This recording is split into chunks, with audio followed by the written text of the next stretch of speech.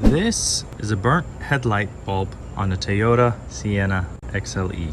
And in this video, I'll show you how to replace it.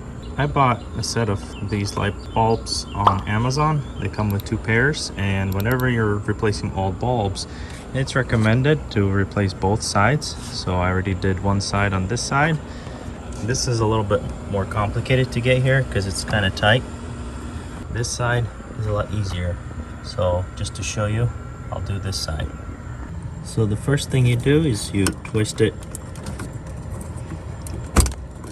away from yourself this way, like this, and then you pull it out like that.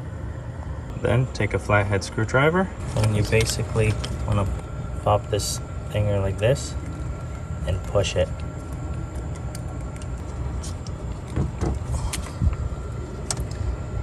And you should be able to take it out like this. Then, while this thing is still out here, take the new bulb and put it, you see where this pin is? Put it in like this.